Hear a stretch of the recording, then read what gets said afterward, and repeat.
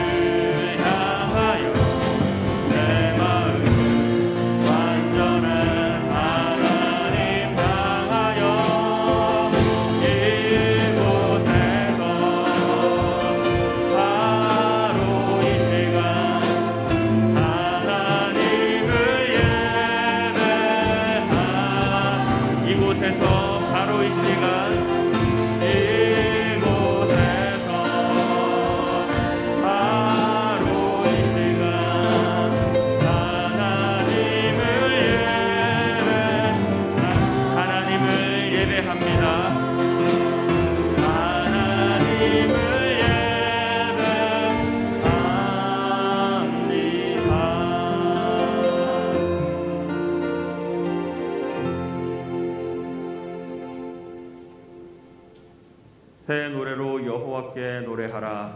온 땅이여 여호와께 노래할지어다. 여호와께 노래하여 그의 이름을 송축하며 그의 구원을 날마다 전파할지어다. 아멘. 거룩하신 하나님, 한 주간의 삶도 지켜주시고 오늘 거룩한 주일 주님께 나와 예배케 하시는 은혜에 감사를 드립니다. 주님, 늘 연약하고 부족하여 넘어지기 쉬운 우리들이지만 오늘도 변함없이 우리를 그 크신 사랑으로 기다리시는 주님께 이 시간 믿음으로 나아갑니다. 예수 그리스도의 보혈로 정결케 하시사 아버지께 가까이 가는 시간 되게 하여 주시옵소서. 신령과 진정으로 예배드리기 원합니다. 우리의 마음과 우리의 삶을 주님께 내어드립니다. 이 시간 임재하실 주님을 기대합니다. 주님 홀로 영광받아 주시옵소서. 예수님의 이름으로 기도합니다. 아멘. 우리 신앙 고백으로 사도신경을 하나님께 올려드리겠습니다. 전능하사 천지를 만드신 하나님 아버지를 내가 믿사오며 그 외아들 우리 주 예수 그리스도를 믿사오니 이는 성령으로 잉태하사 동정녀 마리아에게 나시고 본디오 빌라도에게 고난을 받으사 십자가에 못 박혀 죽으시고 장사한 지 사흘 만에 죽은 자 가운데서 다시 살아나시며 하늘에 오르사 전능하신 하나님 우편에 앉아 계시다가 저리로서 산자와 죽은 자를 심판하러 오시리라. 성령을 믿사오며 거룩한 공회와 성도가 서로 교통하는 것과 죄를 사하여 주시는 것과 몸이 다시 사는 것과 영원히 사는 것을 믿사옵나이다. 아멘. 내가 받은 것을 너희에게 전하였노니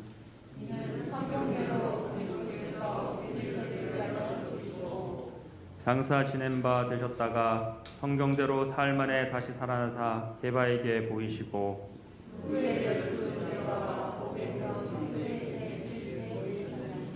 그 중에 지금까지 대다수는 살아있고 어떤 사람은 잠들었으며 그 후에 야고보에게 보이셨나니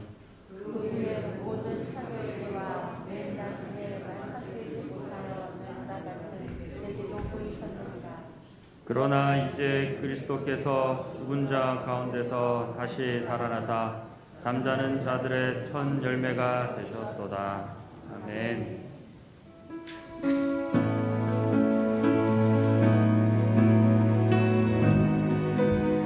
오늘도 변함없이 우리를 주님께 인도하시는 주님께 이 시간 믿음으로 고백하며 나아갑니다.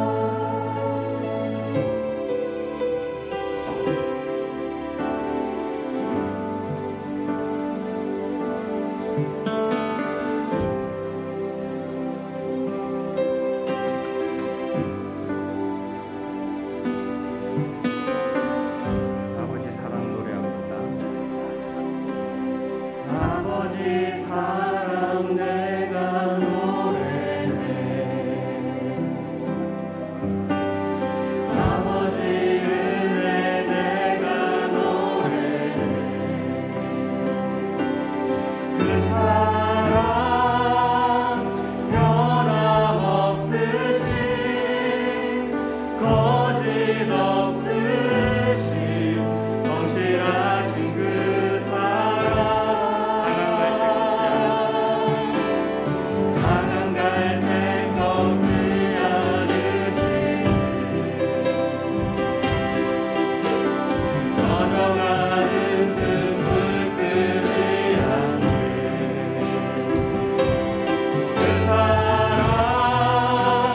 변함없으신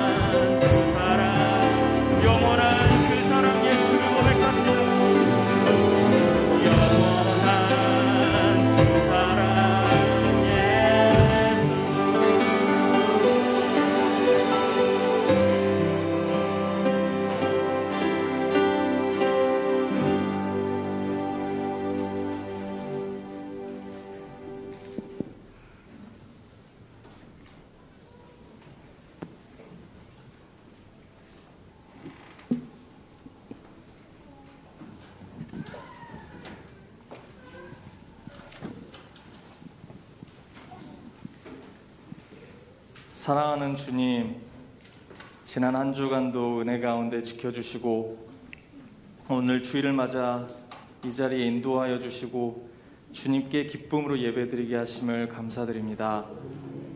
이 시간 온전히 주님께 드리는 예배를 기뻐 받아주시고 주님께만 집중하고 주님을 만나는 귀한 시간 되게 인도해 주시옵소서.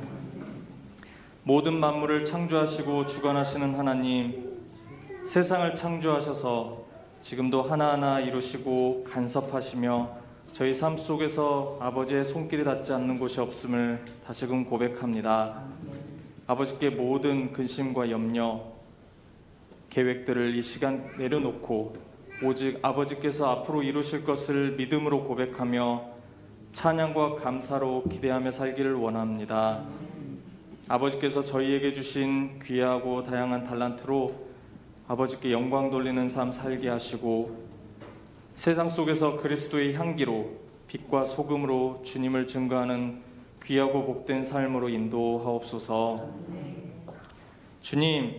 주님께서 세우신 이 교회를 축복의 통로로 써주심을 감사드립니다.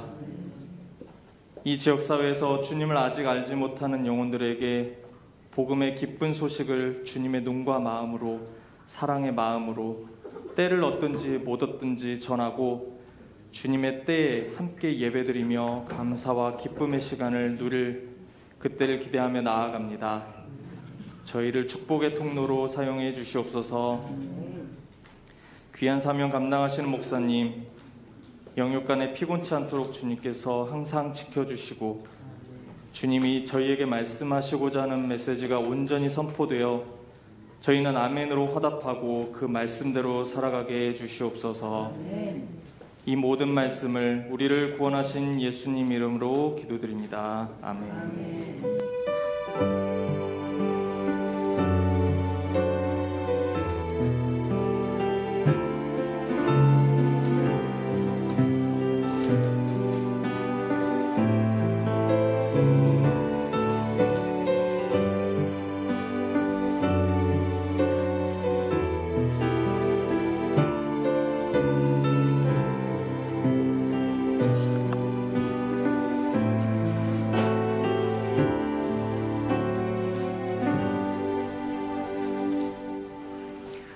할렐루야. 주님의 은혜가 저와 여러분에게 충만히 많은 시간 되기를 주님의 이름으로 축복합니다. 주보의 교회 소식난 참고하시길 바랍니다. 늘 고백해 드리는 것처럼 오늘도 고백해 드리면서 우리 마음을 주님 앞에 드리도록 합니다. 우리의 수평강교회 주인 되신 예수님,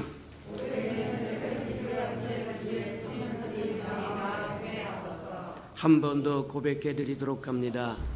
우리 수평강교회 주인 되신 예수님,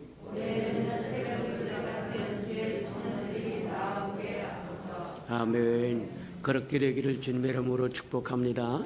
저와 여러분이 새벽 이슬 같은 주의 청년들이 다 되고 또 그와 같은 청년들이 와서 또 구원받고 치유받고 위로받고 소망을 얻는 교회 되도록 끊임없이 기도하는 저와 여러분 되기를 축복합니다.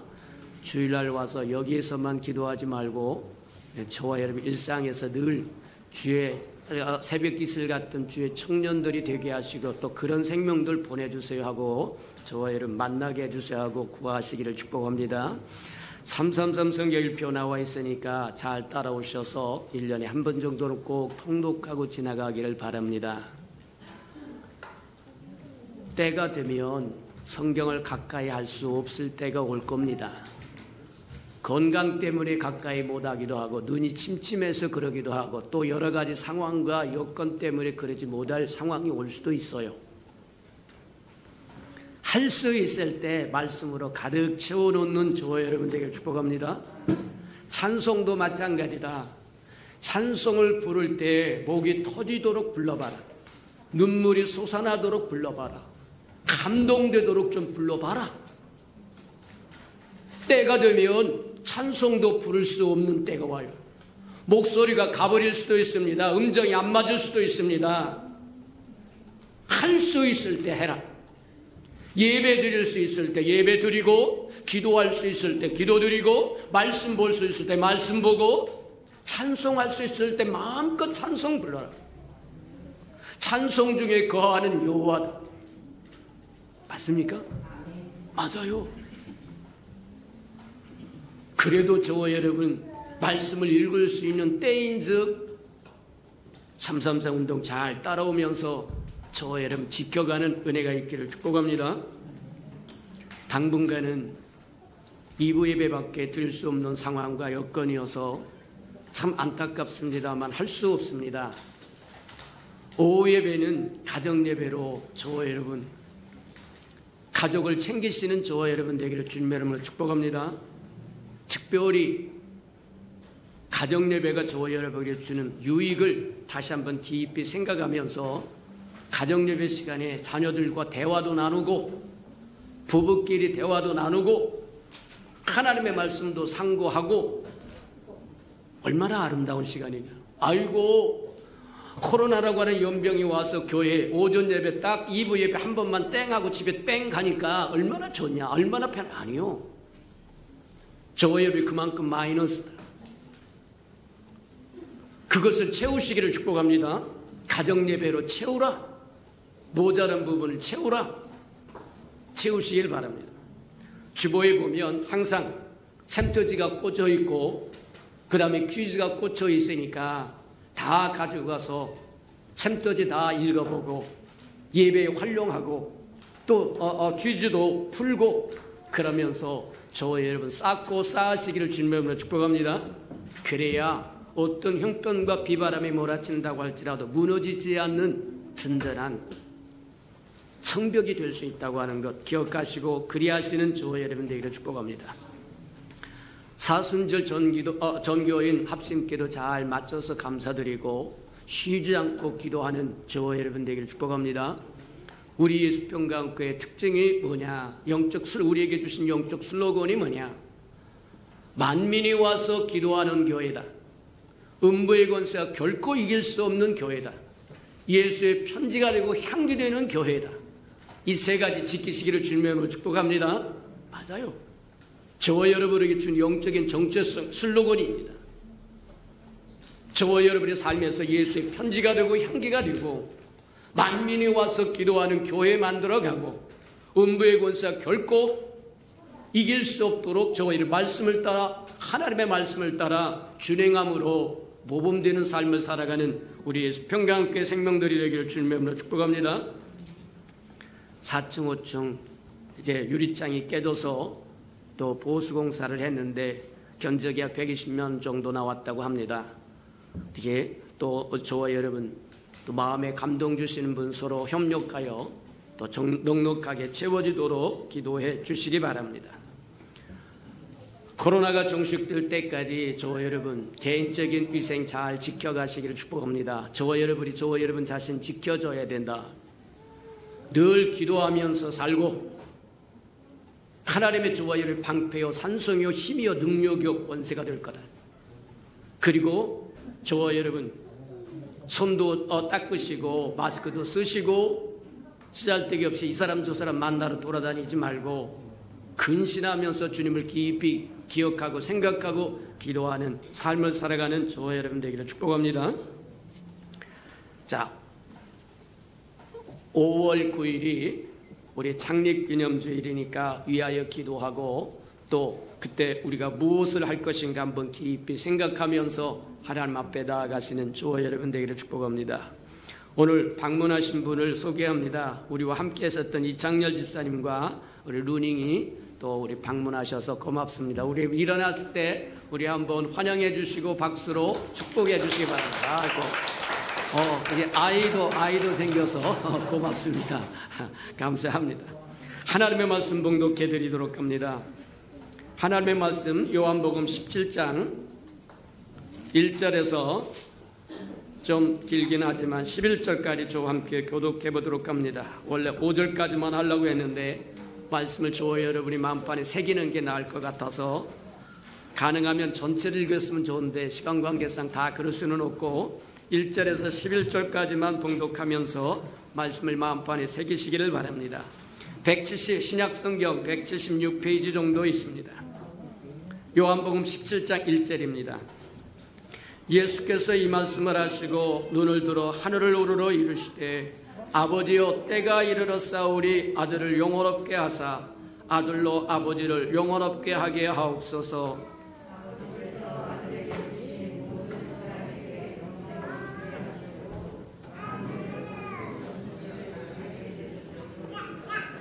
영생 곧 유일하신 참 하나님과 그가 보내신 자 예수 그리스도를 아는 것이니이다.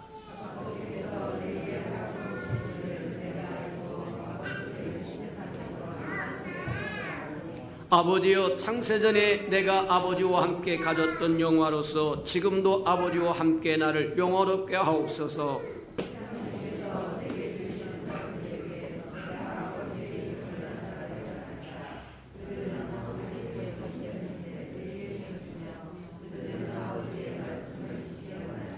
지금 그들은 아버지께서 내게 주신 것이 다 아버지로부터 온 것인 줄을 알았나이다.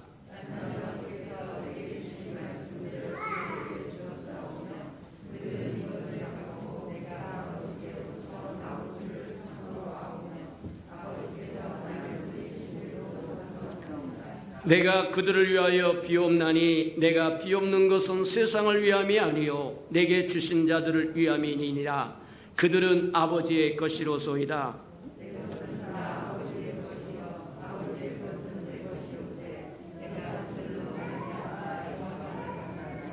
나는 세상에 더 있지 아니하오나 그들은 세상에 있사옵고 나는 아버지께로 가옵나니 거룩하신 아버지여 내게 주신 아버지의 이름으로 그들을 보존하사 우리와 같이 그들도 하나 되게 하옵소서.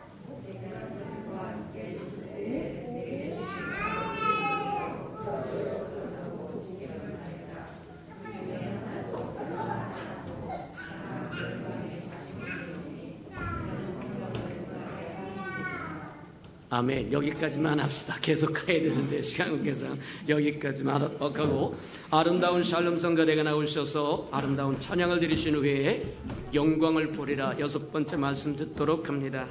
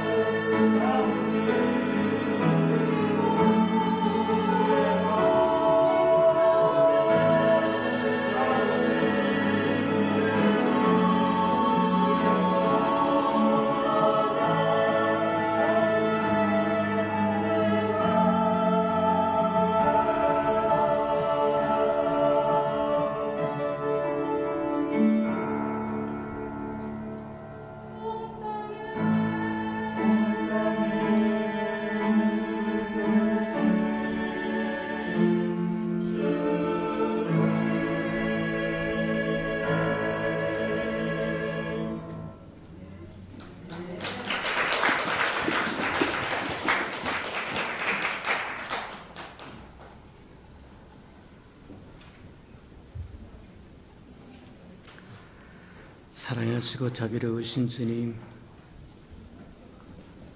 주님이 부활하신 이날 죄 이름으로 일컫는 받는 아름다운 백성들이 주를 찬양하며 경배하며 예배하러 모여싸운즉 이 시간 친히 강림하셔서 한 사람 한 사람 만져주시고 만나주시고 채워주시고 회복시켜주시고 치유하여 주옵소서. 세상에 살면서 어떤 상처를 가지고 왔다고 할지라도 이 시간 말씀으로 치유하시고 영으로 치유하시고 기쁨으로 치유하시고 소망으로 치유하시고 치유하셔서 삶의 자리로 돌아갈 때는 예수의 아름다운 편지 역할 감당하게 하시고 향기 역할 감당하여 주의 아름다운 덕을 땅끝까지 증거하며 살도록 은혜 베풀어 주시옵소서. 오늘도 말씀을 듣사오리 말씀을 깨닫는 영을 더하여 주셔서 하나님의 마음도 알고 생각도 알고 뜻도 알아서 자원하여 기꺼이 동참도 하고 동역도 하고 대행도 하고 대언도 하며 살아가는 하나님의 백성으로 살게 복내려 주옵소서. 예수님의 이름으로 감사하며 기도합니다. 아멘.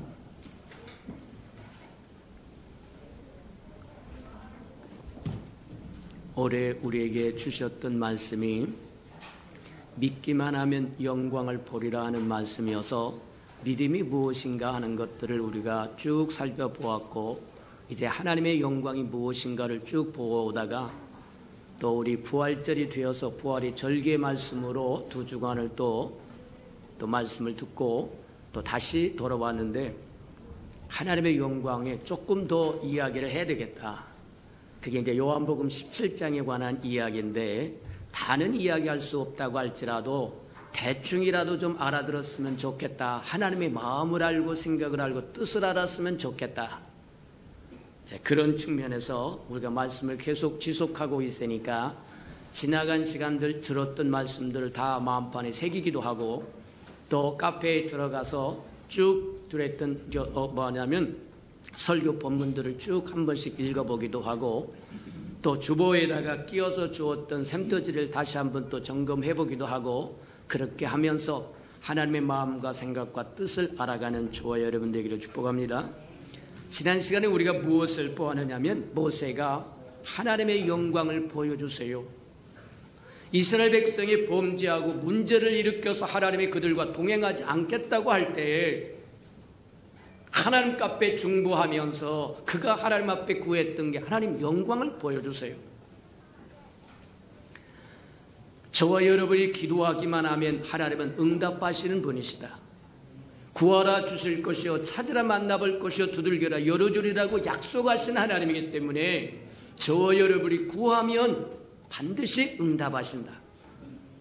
하나님 영광을 보여주세요 하고 모세가 하나님 앞에 영광을 구하였더니 하나님이 그 하나님의 선하심과 선하심을 보여주겠다고 말씀하시고 근데 지금은 그 영광 다 보여줄 수 없다고 이야기합니다.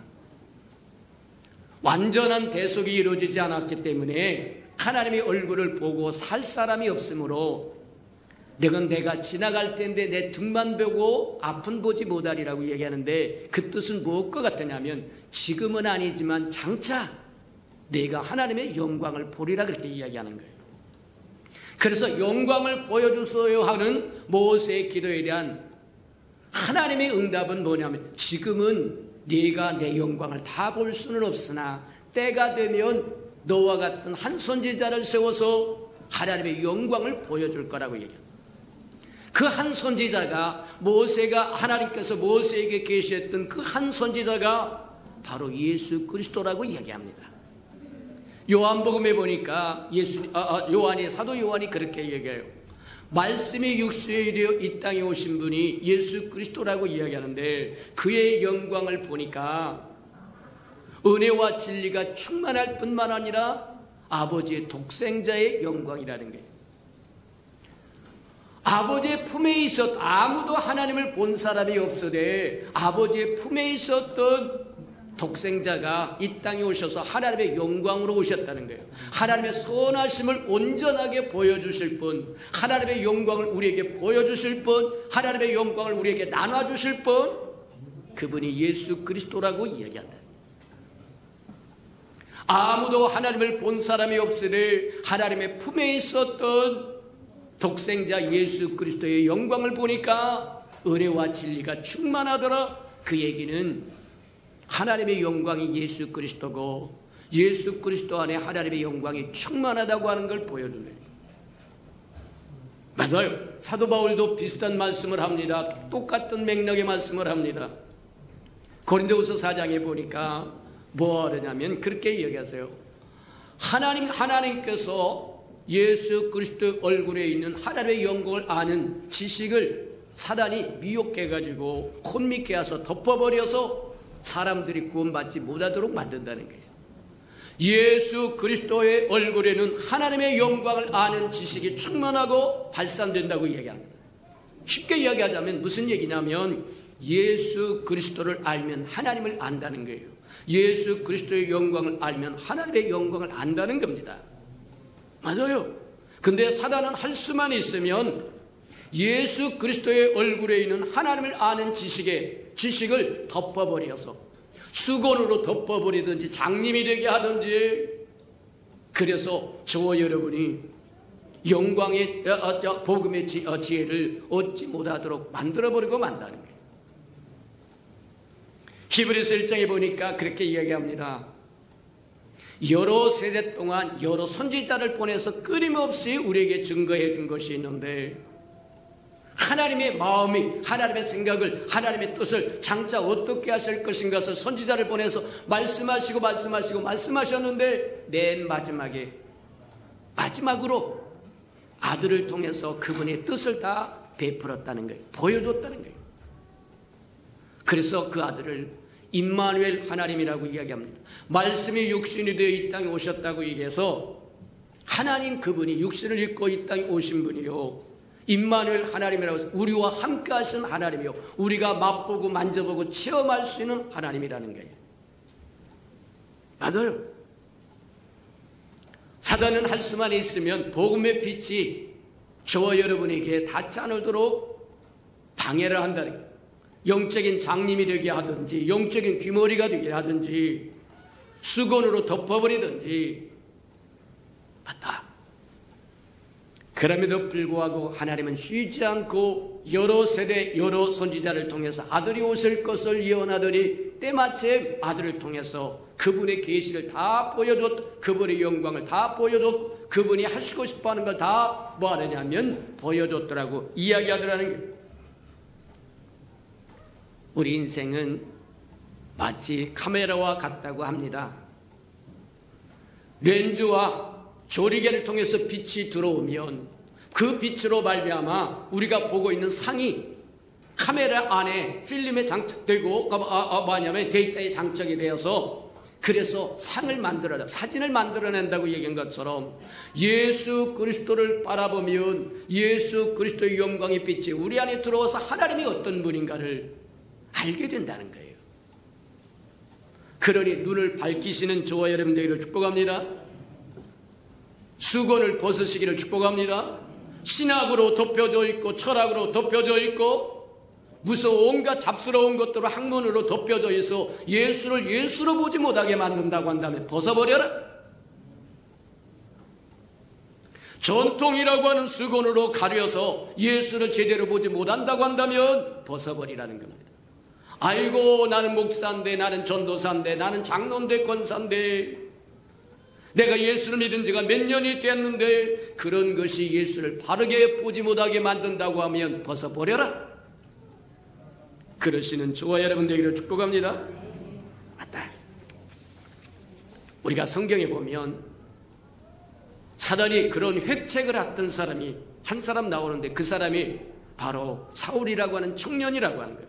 고린도 후서를 누가 썼느냐 하면 이 사도 바울이라고 하는 사람이 썼는데 이 사람이 사도가 되기 전에 그의 이름이 사울이었다고 이야기합니다. 열심히 특심이어서 사단이 하나님의 아들 예수 그리스도의 얼굴에 있는 하나님의 광채를 보지 못하도록 함으로 그가 가졌던 그 열심을 무엇에 썼느냐면 예수 믿는 사람을 잡아 죽이는 데 썼더라고요.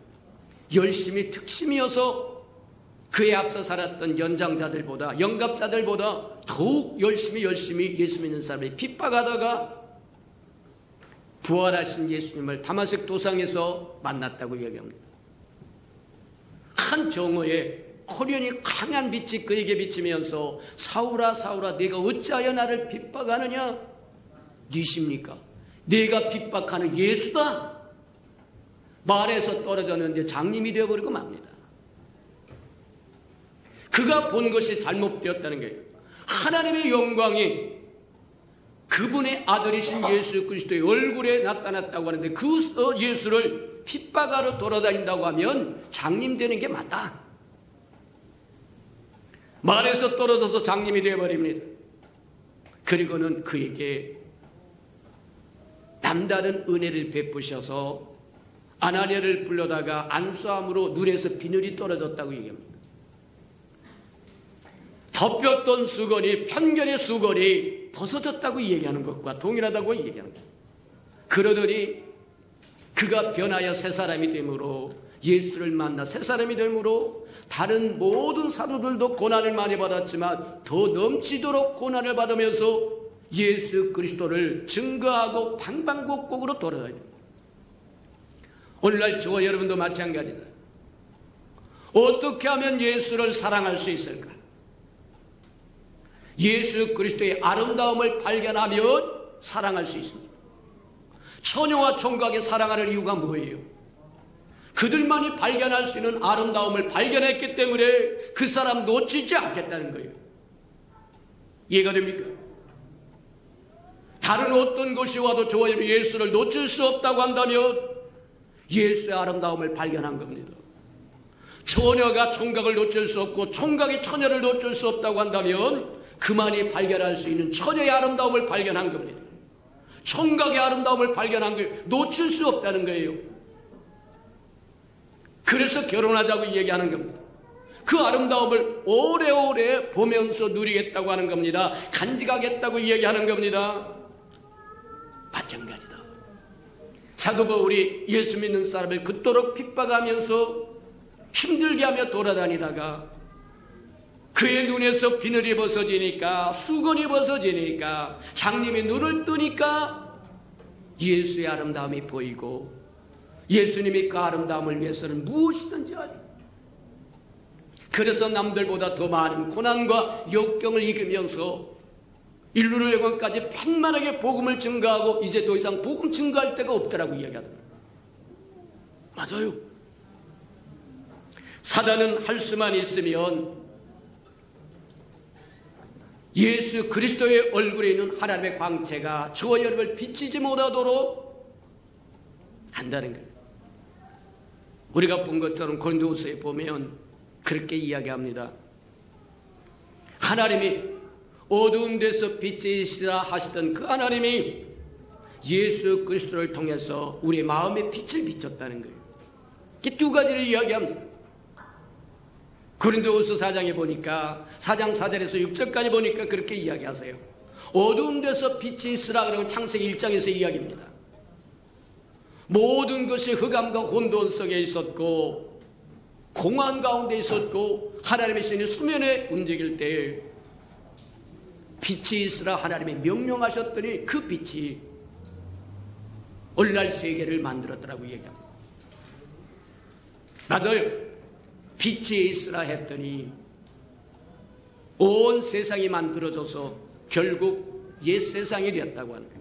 왜 옛 세상이라고 이야기하느냐? 저와 여러분이 지금 살고 있는 이 세상인데 왜 옛 세상이라고 이야기하느냐? 저와 여러분은 새 세상이 주어졌기 때문이다. 맞습니까? 맞아요. 맞아요. 어두운 가운데 빛이 있으라 말씀하시던 그 하나님이 예수 그리스도를 통해서 우리 어두운 마음에 빛을 비추셨다고 이야기합니다. 저 여러분, 창세기에 나오는 그 빛이 있으라고 하는 말씀이 온 세상을 만드는, 외적인 세상을 만드는 옛 세계를 만들었다고 한다면 예수 그리스도를 통해서 우리 마음에 빛을 비춘 그 빛은 새 세계를 만들었다. 저와 여러분 예수 그리스도를 믿으면 거듭났다고 이야기하고 새 사람이 되었다고 이야기하고 보라 그리스도 안에서는 옛것은 다 지났다고 하는 이유가 바로 거기다. 하나님의 빛이 비침으로 새로운 세계가 창조되었는데 그걸 영적인 세계라고 얘기합니다.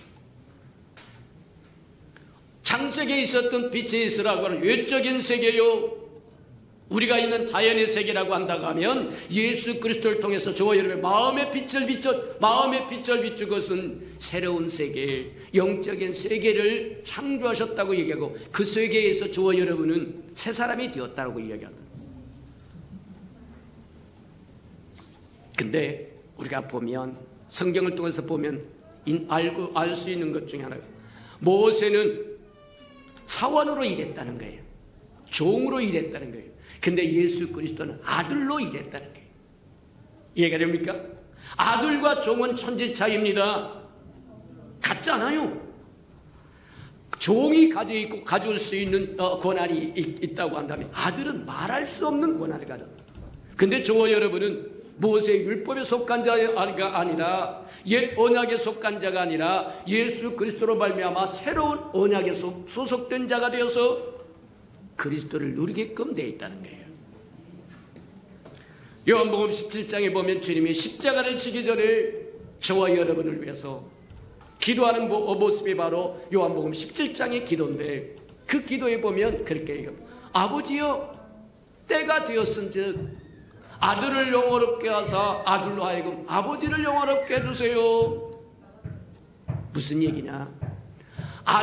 하나님 아버지, 아들을 영화롭게 하면 아버지가 영화롭게 된다는 거예요.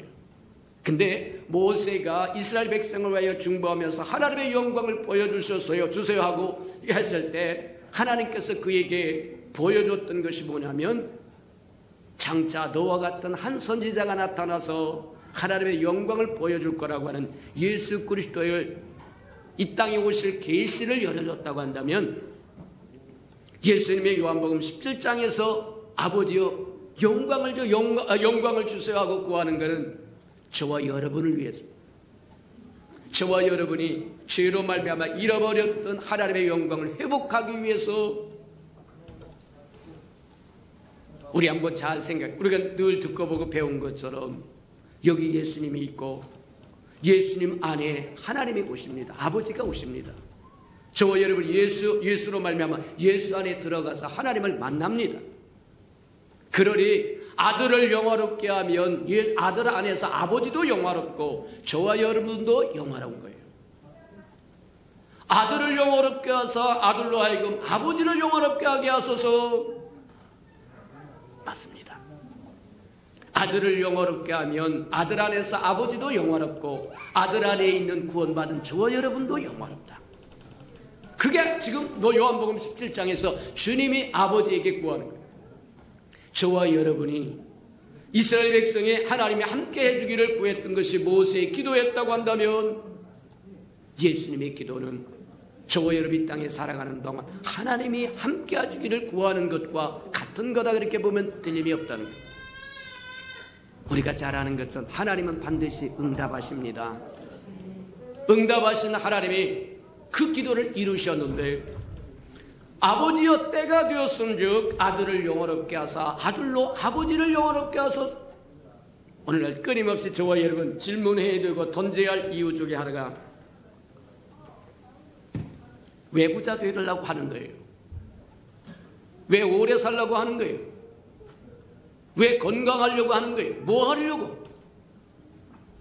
이 땅에서 천년만년 말뚝박고 살려고? 아니요. 하나님을 영화롭게, 내가 부자가 되는 것도 하나님을 영화롭게 하기 위하여, 내가 건강한 것도 하나님의 영광을 위하여. 맞아요. 저와 여러분의 목표가 예수님이 말씀하신 것처럼 아들을 영화롭게 하면 아들 안에서 하나님이 영화롭게 된다는 거예요. 저와 여러분도 그렇게 하시기를 주님으로 축복합니다. 주님이 저와 여러분을 영화롭게 하면 저와 여러분은 주님을 영화롭게 하시기를 축복합니다. 맞아요. 왜 십자가를 지기 전에 요한복음 17장을 통해서 예수님은 기도를 하셨을까?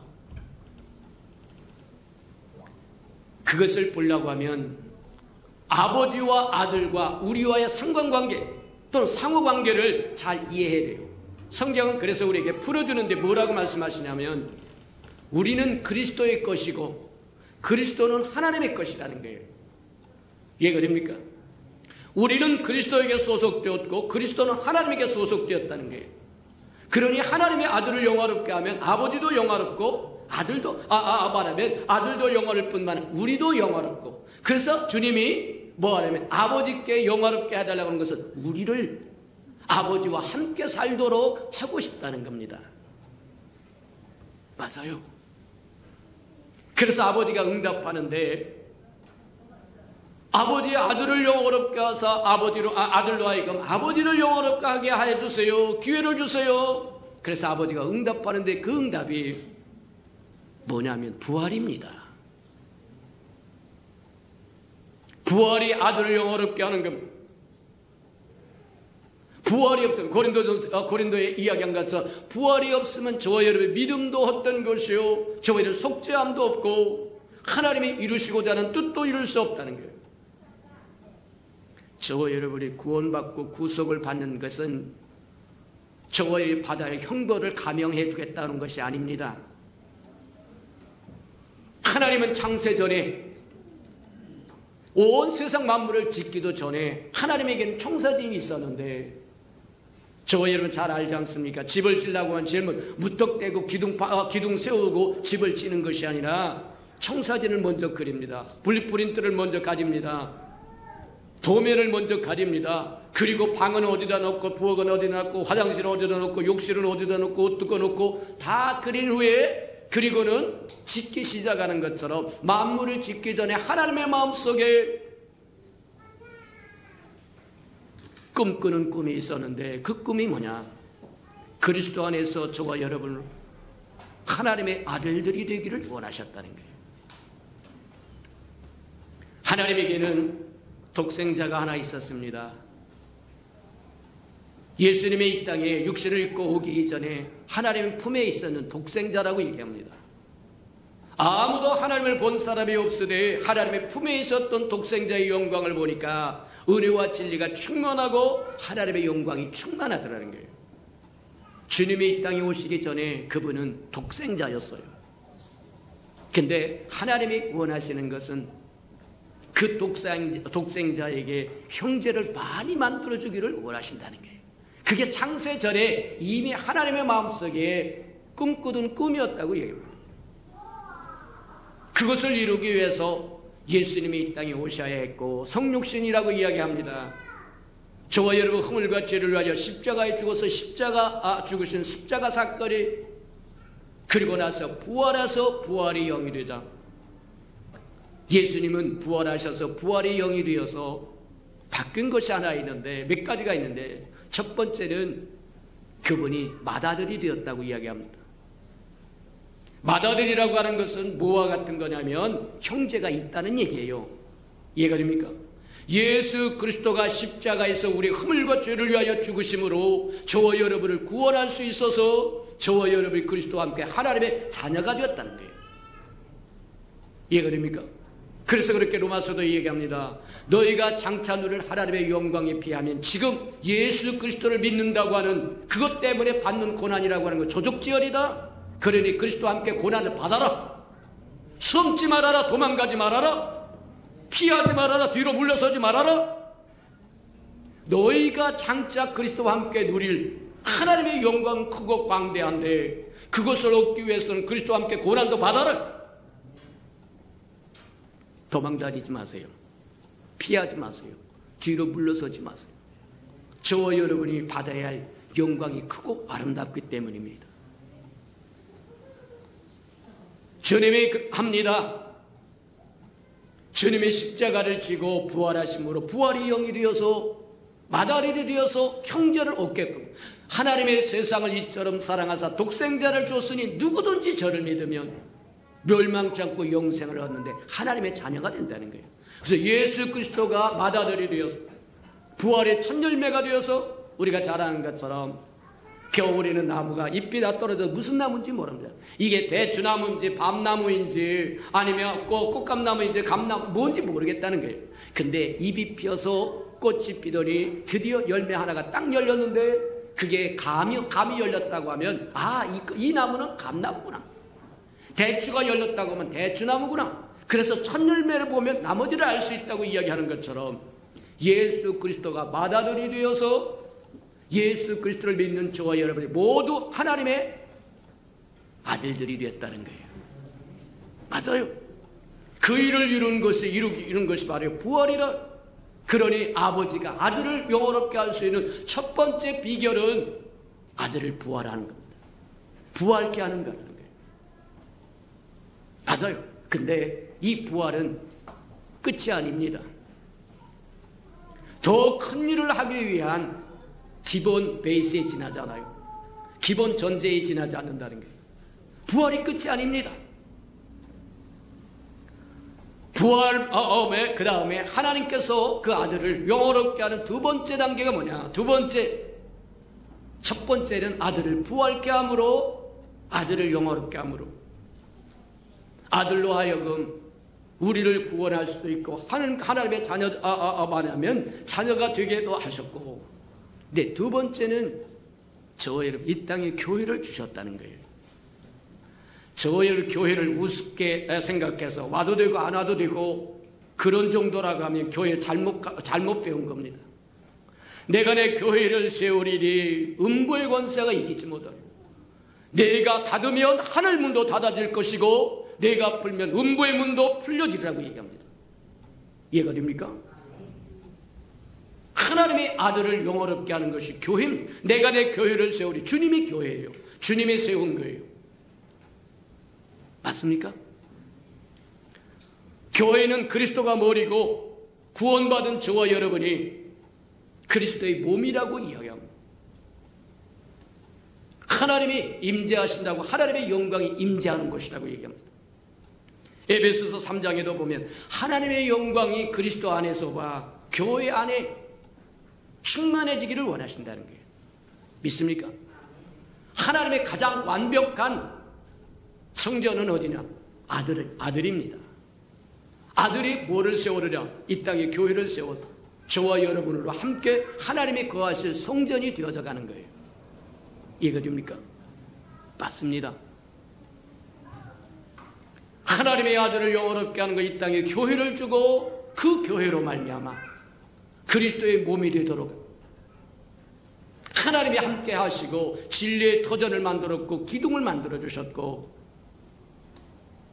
교회는 이 땅의 소망입니다.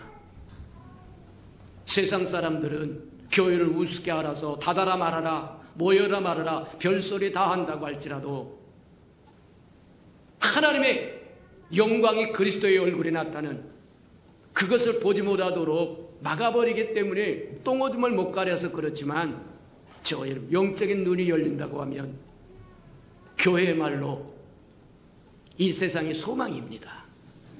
하나님의 영광입니다. 하나님이 임재하시는 곳입니다. 하나님의 거하시는 터전이요 기둥이요 진리라고 얘기합니다. 맞아요. 더 나아갑니다. 또 그것으로 끝나지 않아요. 하나님의 축복은 한 가지로 하자. 우리가 구하는 것보다 넘치게 주시기를 원하신 분이 하나님이다. 기도하지 않는 것은 죄악이라고 이야기하는 이유가 그거다. 맞아요. 하나님 아버지여, 때가 되었은즉 아들을 영원롭게 하사 아들로 하여금 아버지를 영원롭게 하도록 하세요. 근데 내면적으로 보자고 하면 아버지를 영원롭게 할 뿐만 아니라 저와 여러분을 영원롭게 하기 위함이다. 맞습니까? 아버지는 아들 안에 있고 우리는 아들 안에 있기 때문에 아들 안에서 아버지와 아들과 우리가 하나가 되어 만나는 겁니다.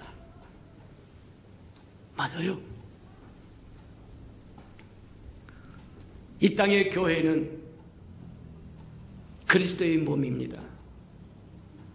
그리스도를 영원롭게 하고 그리스도의 아름다운 덕을 선전해야 할 곳이라는 거예요. 그것을 이제 잘 보여주는 게 초대교회가 사도행전에 나오는 것처럼 초대교회의 모습을 보면 그곳에 주님의 생명력이 충만할 뿐만 아니라 주님의 영광이 충만했더니 그들이 아무도 자기 것을 자기 것이라고 주장하는 사람이 없고 서로 내어놓고 필요를 따라서 나눠주면서 서로 찬송하면서 기도하면서 섬겨주면서, 맞아요. 그게 그리스도의 몸이 해야 할 일이다. 오늘날 교회가 해야 할 일이라고 이야기한다는 거예요. 맞아요. 하나님은 그것만, 아들을 부활시키는 것만으로 응답하는 것이 아니라 이 땅에 교회를 있게 하셔서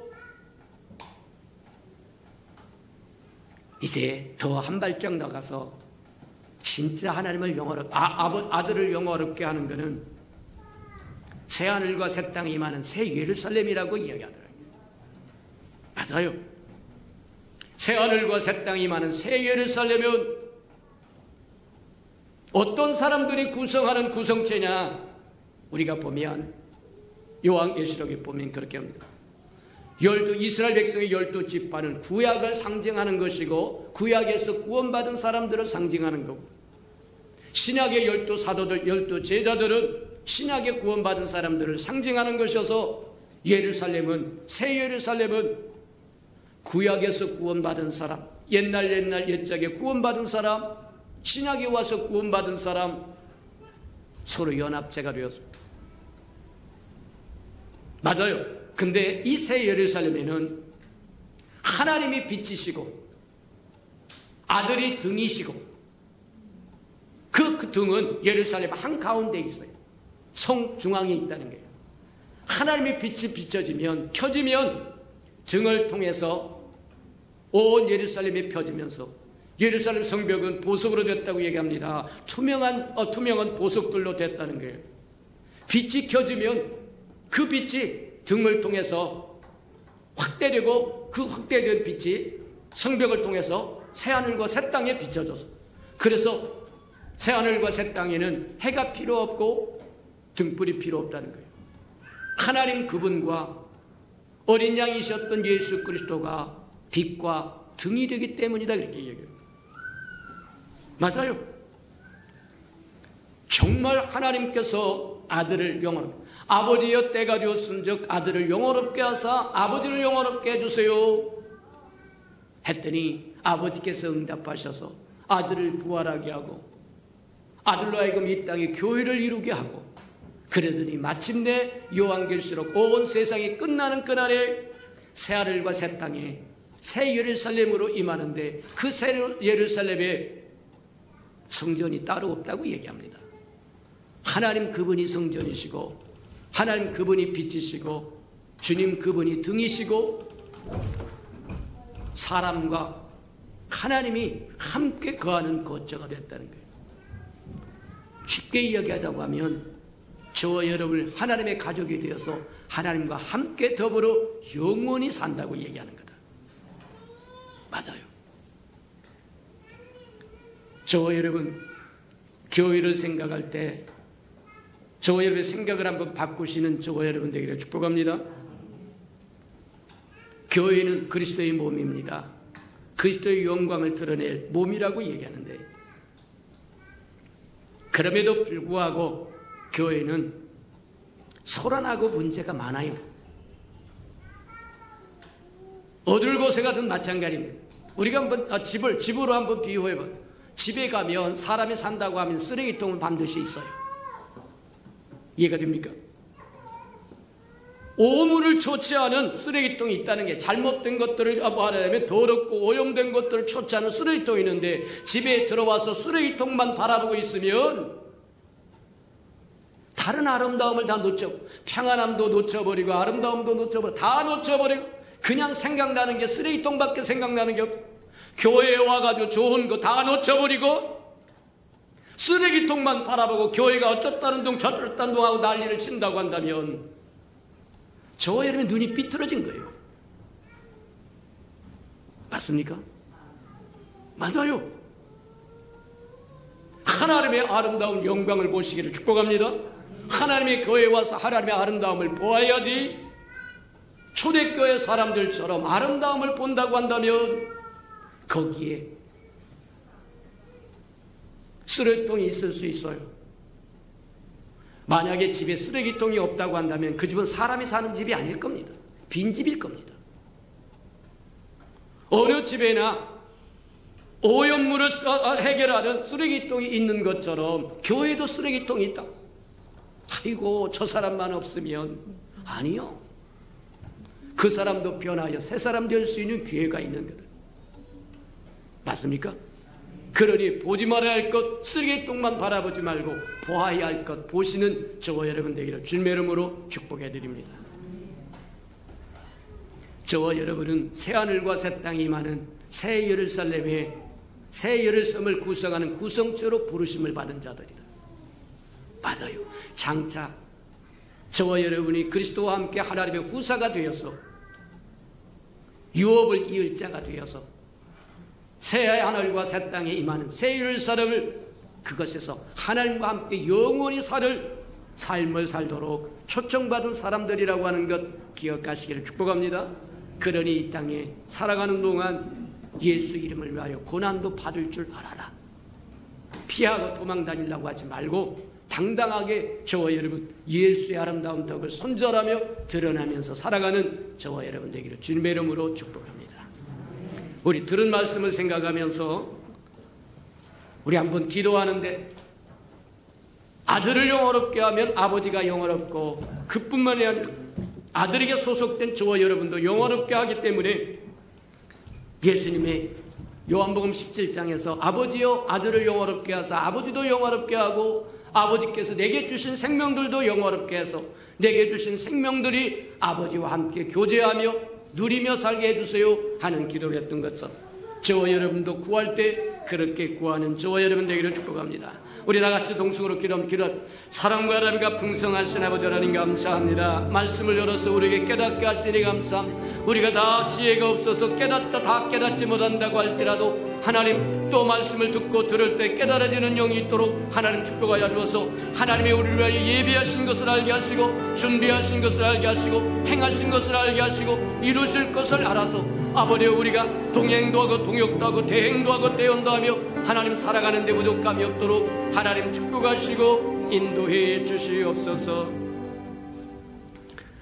사랑하시고 자비로우신 주님, 모세가 하나님의 영광을 보여달라고 할 때 지금은 완전한 대속이 다 이루어지지 않아서 다 보여줄 수는 없으나 장차 하나님의 선하심과 영광을 보내주실 하나님의 아들을 보내실 것을 계시했던 것처럼 주님의 요한복음 17장에서 아들을 영화롭게 하사 아버지를 영화롭게 하고 아버지가 아들에게 주었던 모든 생명을 영화롭게 하여 그 귀한 구원받은 생명들과 아버지가 함께 살도록 은혜 내려달라고 구한 것처럼 하나님 우리의 구하는 것도 하나님의 영광을 우리 이웃을 먼저 생각할 줄 알도록 축복하시고 인도해 주옵소서. 예수님의 이름으로 감사하며 기도합니다. 아멘. 그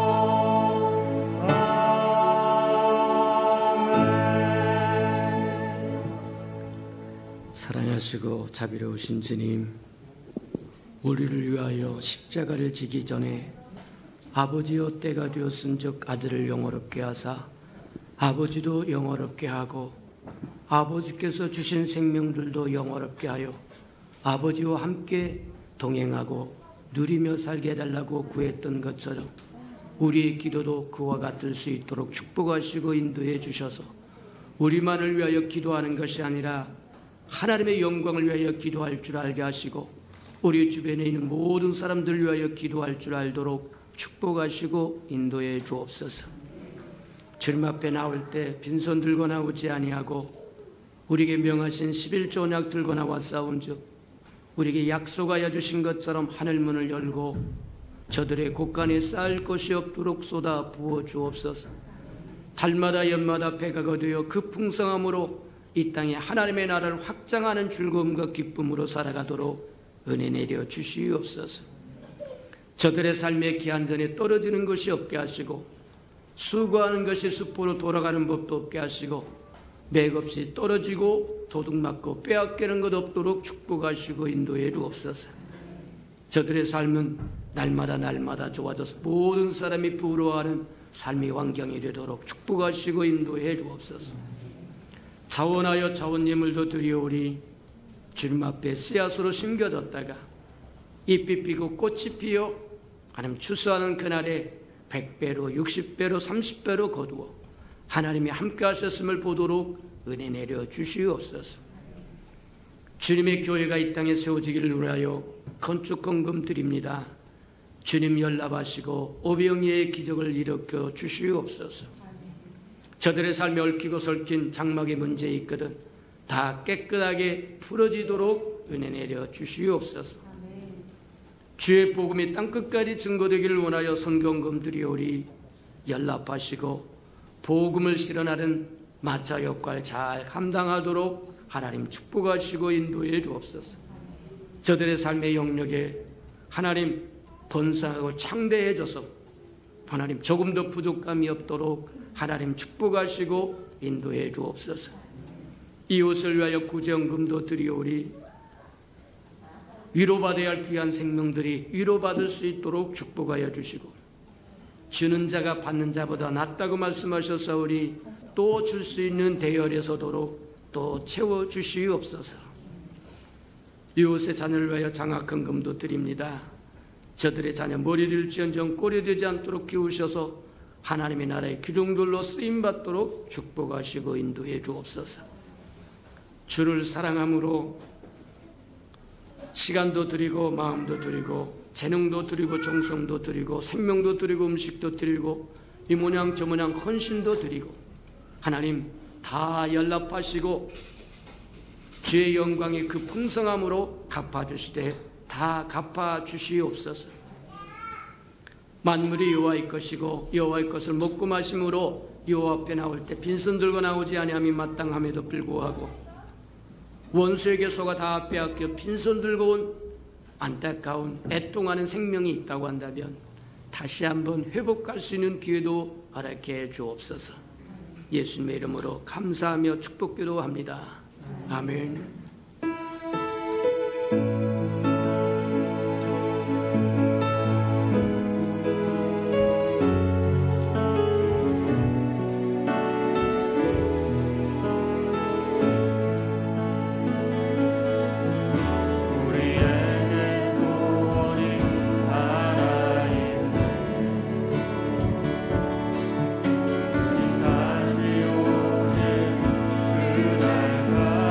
그날까지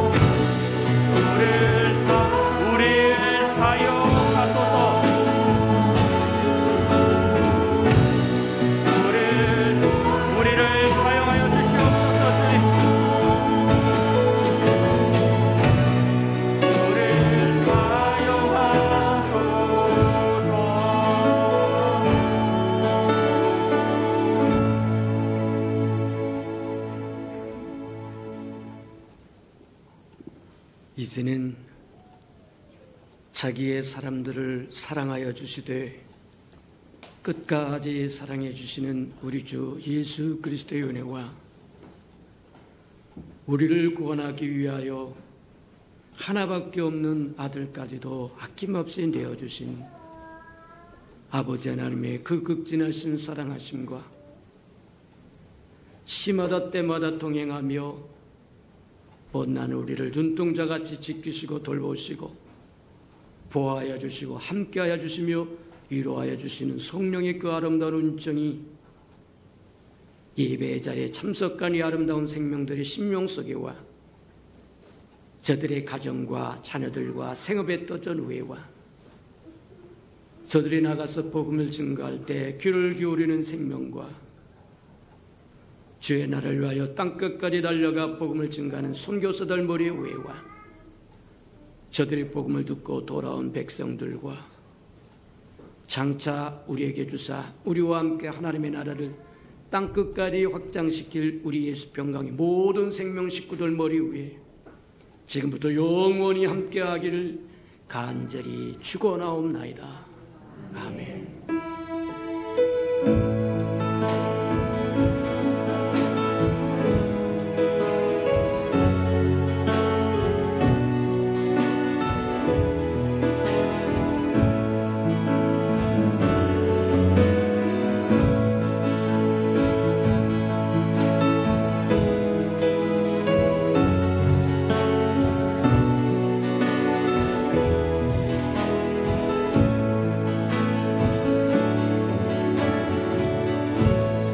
예배를 받으신 하나님께 감사와 영광의 박수를 올려드리겠습니다.